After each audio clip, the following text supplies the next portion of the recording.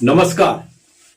22 तारीख को अयोध्या में भगवान राम के प्राण प्रतिष्ठा की गई। पूरा देश जो उस दिन उस त्योहार में शामिल था। हम जहां तक हिंदुओं की बात करें, सनातन धर्म की बात करें, वो तो थे ही, लेकिन उसके साथ साथ बहुत से विदेशी जो थे वो भी इसकी खुशी में खुश थे। लेकिन भारत के अंदर एक ऐसा तबका भी है जो कभी भी खुश नहीं था, ना आज खुश है। अगर वहां पे भव्य मंदिर बना तो उन्होंने एक ही बात कही कि यह सुप्रीम कोर्ट के ऑर्डर से बना है। ये किसी राजनीतिक पार्टी ने नहीं बनाया, किसी हुकूमत ने नहीं बनाया, ये सुप्रीम कोर्ट के ऑर्डर ने बनाया।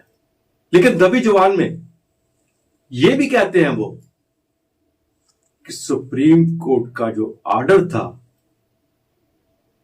वो प्रभावी था, उसके ऊपर सरकार का प्रभाव था। उसे जजमेंट को वो सामने तो नहीं कहते, लेकिन दबी जुबान में उसको भी क्रिटिसाइज करते हैं। हकीकत क्या है? क्या बाबरी मस्जिद थी वहां पे?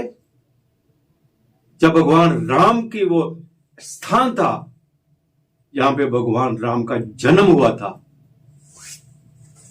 500 साल इस पे इसी बात पे चर्चा होती रही, और उसके बाद सुप्रीम कोर्ट ने जो फैसला दिया वो किन तथ्यों के आधार पर था? क्या प्रधानमंत्री नरेंद्र मोदी के प्रभाव था? क्या सनातन धर्म और हिंदुओं का प्रभाव था? या एक इंडिपेंडेंट फैसला था? जो सुप्रीम कोर्ट की जजमेंट जो थी वो क्या थी? इस पे हम चर्चा करेंगे। हमारे साथ हैं डॉक्टर समीर खजूरिया जी, एडवोकेट भी हैं, और इन्होंने इनके ऊपर बहुत सी किताबें भी लिखी हैं। डॉक्टर साहब, आपका बहुत स्वागत है। डॉक्टर साहब, मंदिर बन चुका है, भगवान राम विराजमान हो चुके हैं, पूजा अर्चना हो रही है, दूर दूर से लोग जो है अयोध्या जाने के लिए तरस रहे हैं, मौका ढूंढ रहे हैं, कब मौका मिले हम अयोध्या पहुंचे। लेकिन भारत का एक तबका ऐसा है जो कहता है ये गलत हुआ है, मस्जिद को शहीद किया गया है। वहां मस्जिद थी, मंदिर नहीं था, रामलला की जन्मभूमि नहीं थी। लेकिन क्या तथ्य थे? यहां तक कि वो सुप्रीम कोर्ट की जजमेंट को भी क्रिटिसाइज करते हैं। हालांकि खुले शब्दों में नहीं कहते, क्योंकि कोर्ट को वो कह नहीं सकते, लेकिन दबी जुबान में जहां भी मौका मिलता है वो यही कहते हैं। गुप्ता साहब, जहां तक हमारे मर्यादा पुरुषोत्तम भगवान राम का यहां तलक है, उनकी मानता यहां नहीं, पूरे विश्व में ही नहीं तो लोकी में है। लेकिन कुछ में तथ्य ऐसे जो हमारी सबसे ऊंची ये न्याय का मंदिर उच्चतम न्यायालय, उसमें साबित हुए हैं। जो फैक्ट्स उन्होंने कंसिडर किए हैं, उन तथ्यों को मैं लाना चाहता हूं। पहला, ये चीज साबित हुई है कि 1528 खास सम्मत है। लोग आगे पीछे बात करें, 1528 सुप्रीम कोर्ट ने भी माना है। मीर बाकी जो बाबर का एक कमांडर था, उसने वहां का मंदिर तोड़कर मस्जिद बनाई थी। और कुछ चीज मैं और साबित कर, कुछ तथ्य रखना चाहता हूं, क्योंकि क्रिटिसिज्म में बड़ी चीजें आएंगी। जहां तक भगवान राम की बात है, आप ज्योतिष कैलेंडर ले लीजिए, कोई भी जंत्री जो है उसको देख लीजिए। उस कैलेंडर के मुताबिक भगवान राम का जन्म आज से 9 लाख साल तकरीबन हुआ था। लेकिन जो जन्मभूमि थी वो वही थी जहां आज भव्य मंदिर बना है। एक फैक्ट आता है कि 9 साल तो वो ऐसा कोई भी स्ट्रक्चर रह नहीं सकता, ये बात सच्ची बात है। लेकिन जो स्पॉट है, जो जगह है, वो नहीं बदली जाती। और ये भी मानना पड़ेगा कि कोई भी स्ट्रक्चर हो 500 साल 1000 साल के बाद वो जब खराब हो जाता है उसको बदला जाता है, वो चलता रहा। लेकिन 1528 में जो वहां पर 2 चीजें बड़ी साफ थी, मूर्ति और कुछ जो वहां के हमारा पूजा के जो है जैसे शिवलिंग है वो नहीं बदले जाते, वो वही रहते। तो वो जो था वहां मूर्तियां थी, लेकिन उनको कहां छोड़ा ये नहीं। लेकिन 1528 में मस्जिद बनाई गई।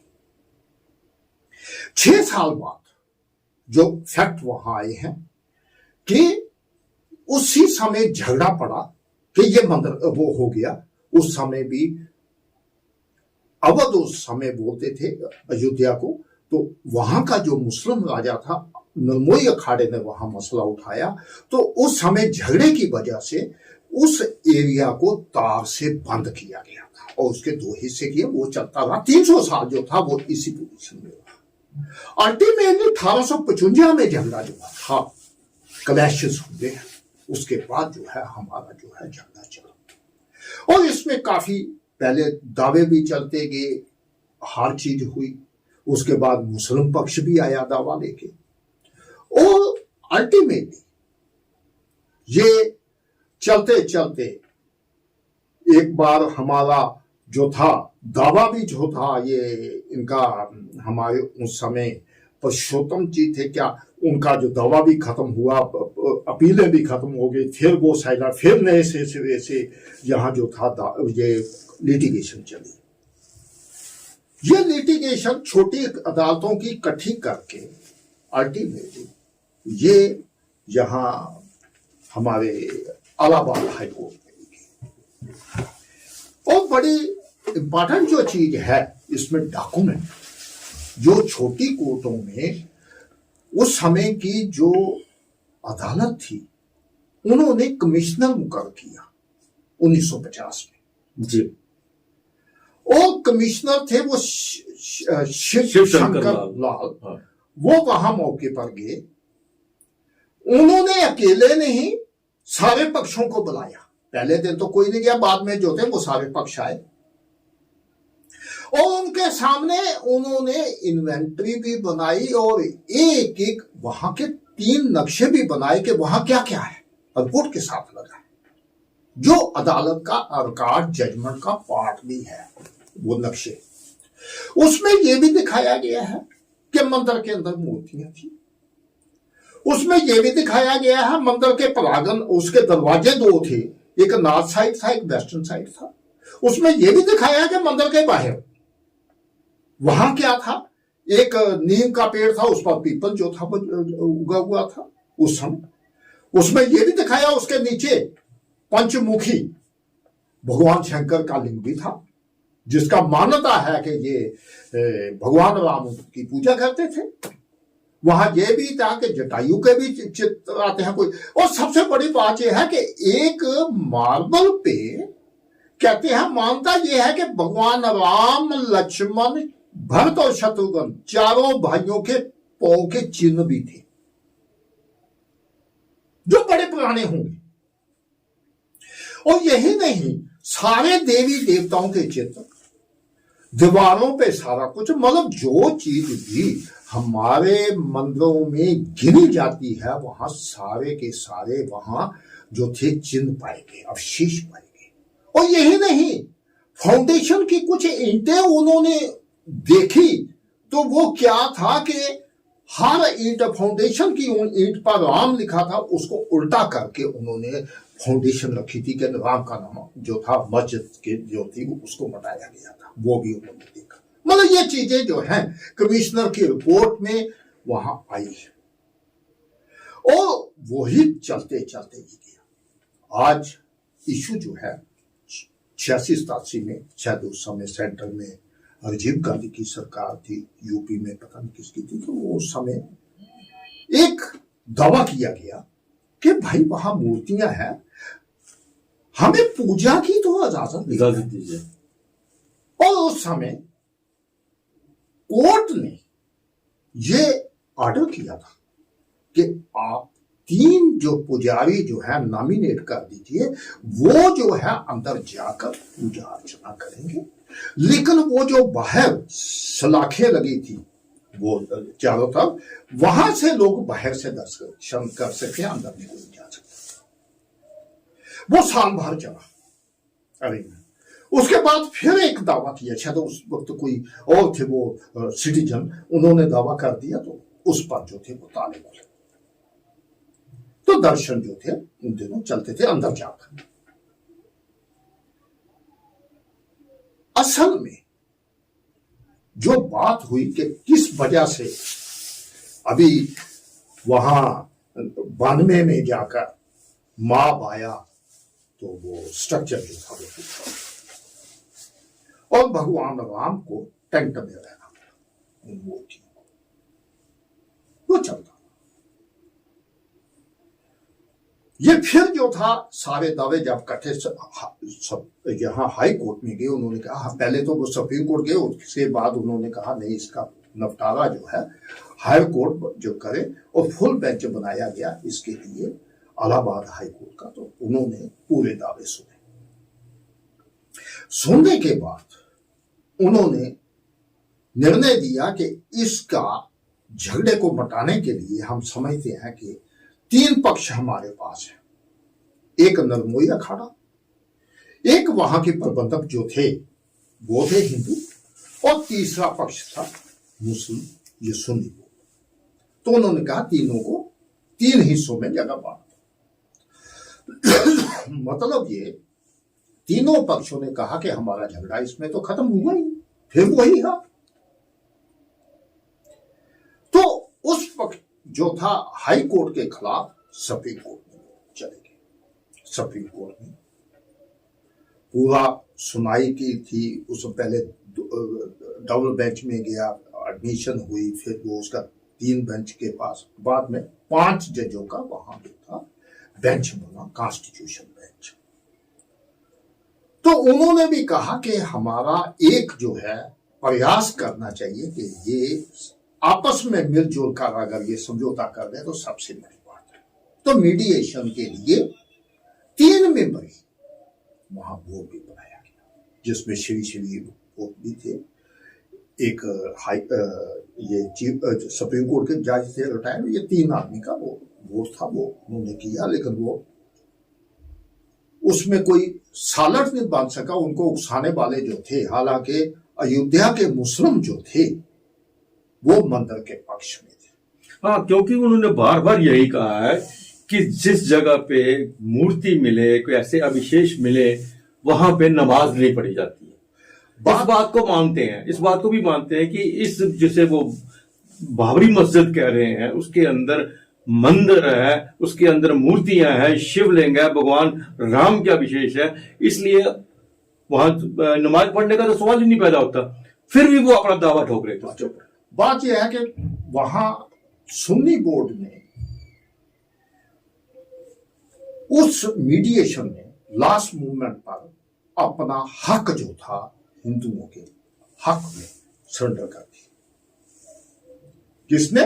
सुन्नी बोर्ड जो अयोध्या का था, लेकिन बाकी वालों को तकलीफ थी। मतलब सुन्नी जो थे अयोध्या के, उनको कोई तकलीफ नहीं थी, बाकी की राजनीति रोटियां जो सेकनी थी। बाकी वालों ने वो जो था उसमें काफी जो था वो किया। तो खैर उसके बाद जो था ये कॉन्स्टिट्यूशन बेंच ने जो था वो आधार जो था सबसे बड़ी इंपॉर्टेंट है। एक तो कमिश्नर की रिपोर्ट, जिसमें ये लिखा गया है कि यहां मंदिर के जो जो चीजें होती हैं वो सब कुछ है, और सारे देवताओं के चिन्ह भी हैं। कुछ ऐसे भी हैं जो समय आने के साथ साथ वो कुछ घिस जैसे गए हैं, लेकिन निशान पड़े। अवशेष। लेकिन मस्जिद के वहां एक भी निशान नहीं। उस रिपोर्ट में ये लिखा गया है। क्यों कि जहां भी मस्जिद बनेगी उसके चारों तरफ स्तंभ चार होंगे। वो नहीं थे, उजू खाना नहीं था, वो कोई कुआं नहीं था। और उन्होंने कहा कोई मस्जिद के यहां मुझे निशान नहीं मिले। वो कमिश्नर की रिपोर्ट थी। दूसरा, जितने भी पक्षधर थे सबके उन्होंने दलीलें सुनी।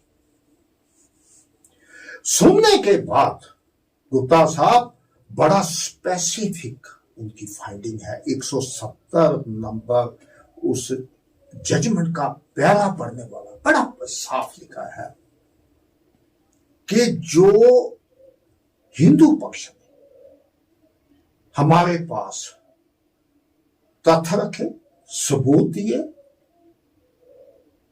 और गवाह पेश किए, सब कुछ ये साबित करते हैं कि जहां बाबरी मस्जिद कहते हैं वही जगह जो है भगवान राम के जन्म स्थल।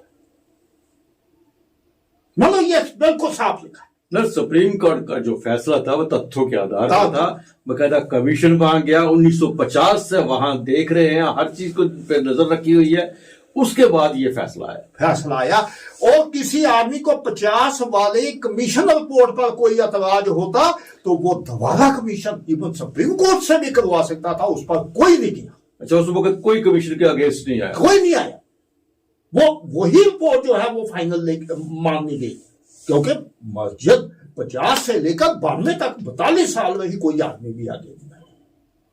और इसका होने का बाद जो सुप्रीम कोर्ट ने अल्टीमेटली रिलीफ दिया कि लोगों को क्या मिलना चाहिए, उन्होंने कहा चूंकि ये जगह राम जन्मभूमि है, जो उस समय के मुताबिक जो जगह जब्त हुई थी 145 धारा के तहत क्रिमिनल प्रोसीजर कोड, उसके तहत जो जब्त हुई थी, ये हिंदुओं को जाना चाहिए। लेकिन उसके लिए भी कहा इनको मत बोर्ड, इनको नहीं, government of India board constitute करेंगे।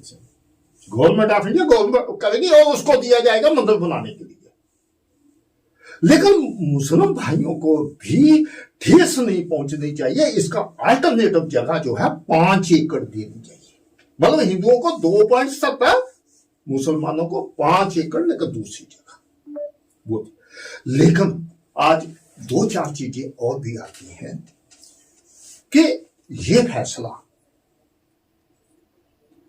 हर आदमी को मानना चाहिए। अब तो कोई इसमें गुंजाइश नहीं, अब तो गुंजाइश रही नहीं ना। अभी हम तो इतिहास के पन्नों में मतलब लोगों के सामने चीजें ला रहे हैं। लेकिन बात ऐसी है कि इसके बाद भी कुछ चीजें आई, जैसे कुछ हमारे पूज्य शंकराचार्य थे जिनको हम 4 स्तंभ सनातन का मानते हैं। कहीं उनका भी बयान हमने सुनने को मिला कि जहां प्रधानमंत्री वहां जाएंगे, वहां पूजा स्थल में वो करेंगे तो हम क्या ताली बजाएंगे। मैं उनके आगे नमन करता हूं। मैं सनातनी हूं, पक्का सनातनी हूं, और मेरा भी संबंध इस संन्यास के साथ हुआ है। मैं भी उन लोगों का कंठीबंध चेला हूं, सन्यासियों का। जो मैंने सीखा है, जब सन्यास सही मायनों में ये कोई कथावाचक नहीं होती, इनका स्टेटस भगवान रूप होता है। 4 स्तंभ मतलब ये धर्म की मर्यादा का स्तंभ है हमारे, और ये ना किसी पुस्तक को हाथ लगा सकते हैं।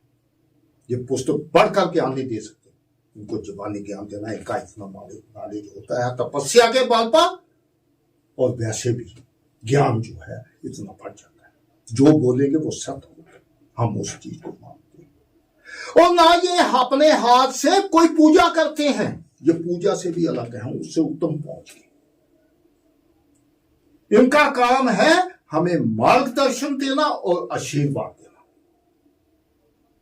बाकी जो पूजा पाजा है वो हम लोगों के लिए है, गृहस्थी लोगों के लिए या बाकी लोगों के लिए, जो हमारी संप्रदा है, जो सफेद कपड़े पहनकर दास आते हैं जब वो है वो करते हैं, लेकिन भगवान की पूजा सन्यासी नहीं करते।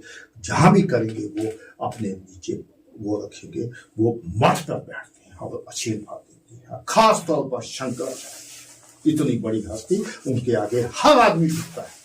उनको वहां जाकर प्रधानमंत्री को चारों ने मिलकर वहां आशीर्वाद देना था कि ये तुम्हारा कल्याण हो, हमारा सनातन फले फले, ये देने के लिए उनको आना चाहिए था। मैं समझता हूं कि इसमें बहुत बड़ी चूक हुई। जी जी, चलिए, ये तो कुछ बातें ऐसी थी जिसपे बहस आगे भी चलती रहेगी। जो हमारा जो मुख्य जो चीज थी, हमने दर्शकों को बताना चाहते थे कि बाबरी मस्जिद को लेके जिस तरह से सुप्रीम कोर्ट के फैसले को सामने नहीं, चुपके से, गुप्त रूप से कहे, बंद जवाब में कहे, दबे जवाब में कहे, कुछ न कुछ जो कहते रहे, उनको तक ये हमारा जो आपका जो ये सब चीज उन तक पहुंचाने की हमें जरूरत थी, ताकि उनको पता चले कि सुप्रीम कोर्ट का फैसला जो तथ्यों के आधार पर था, हाँ, इसमें कोई गलती नहीं थी। इसमें एक और चीज देता हूं, फर्क क्या है। सरकारें पहले भी थी, ये फैसला पहले भी हो सकता था, लेकिन उनकी नीयत साफ थी। जिन लोगों ने यहां तक कह दिया कि राम तो है ही नहीं, ये कहा, लेकिन कुछ मतलब किसी भी हालत में हमारे देश में एक हमारी बदकिस्मती भी है कि हम राजनीति को हर जगह वो उन्होंने कह दिया ये काल्पनिक है, ये है ही नहीं। हाँ। जहां तक के सेतु बंद को भी बोला गया, एफिडेविट दे के बोला गया। लेकिन इस सरकार पर यही हम धन्यवादी हैं कि इन्होंने सत्य का साथ दिया, सच्चाई जो थी वहां अदालत के सामने भी रखी और सच को मानने के लिए भी ये खड़े रहे। यही जो था इन पर क्रेडिट जाता है। तो ये थी बाबरी मस्जिद, जिसे कहते हैं, ये जिसे हम कहते हैं कि राम जन्मभूमि है, उसकी हकीकत और सुप्रीम कोर्ट का फैसला, जिसके आधार पे आज वहां पे एक भव्य मंदिर बना है। अगले प्रोग्राम में फिर आपसे मुलाकात होगी, तब तक इजाजत दीजिए। नमस्कार।